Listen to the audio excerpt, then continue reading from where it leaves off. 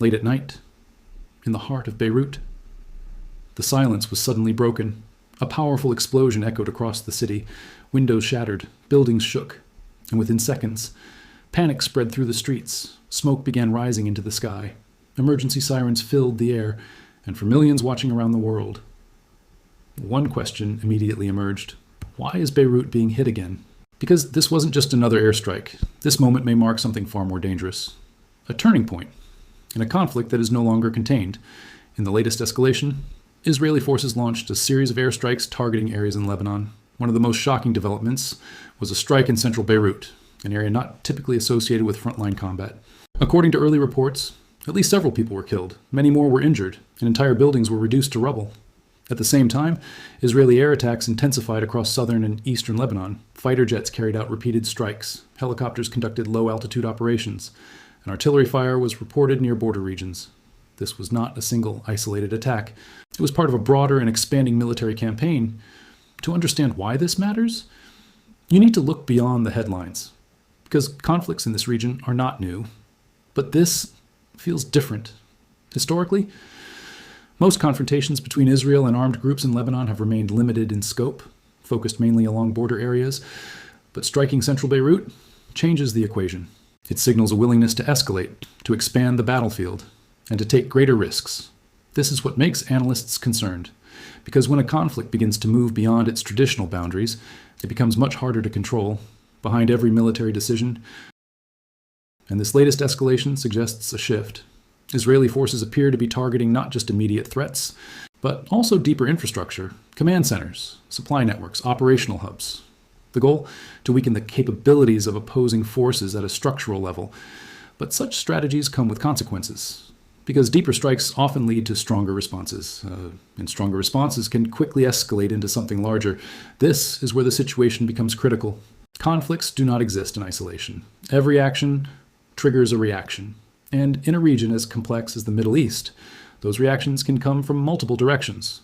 An airstrike can lead to retaliation. Retaliation can lead to wider engagement. And before long, multiple actors may become involved. This is what experts call a chain reaction.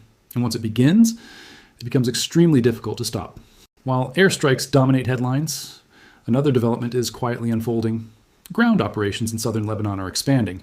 Reports indicate that Israeli forces are increasing their presence near key areas. At the same time, armed groups are actively engaging in combat. Clashes have been reported, exchanges of fire are ongoing, and the situation remains highly fluid. This combination of air and ground operations suggests something important. This is not a short-term operation. It may be part of a larger military objective.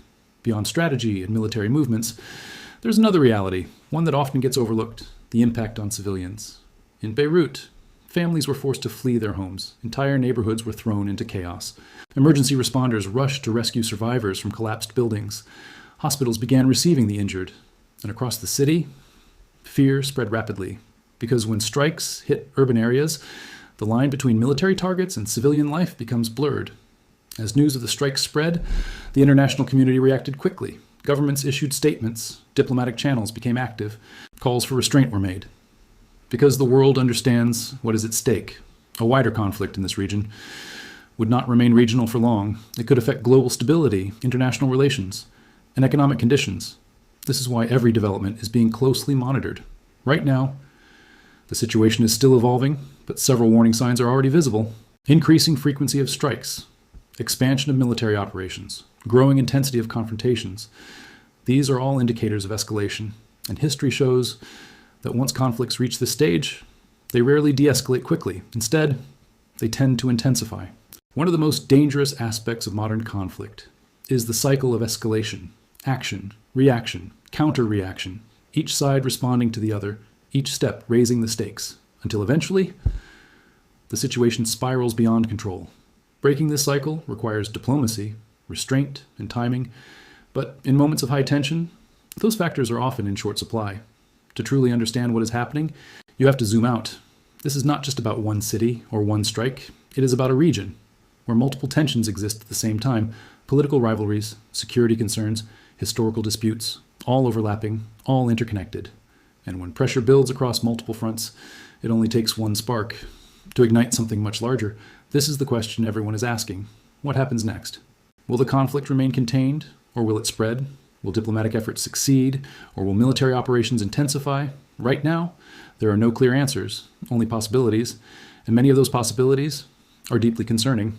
In the early hours after the strike, smoke continued to rise over Beirut. Emergency lights flashed across dark streets, and the city, once again, found itself at the center of a growing storm. But this is no longer just about one city or one country. It is about a conflict that may be entering a new phase, a phase where boundaries blur, where risks increase, and where the consequences could reach far beyond the region.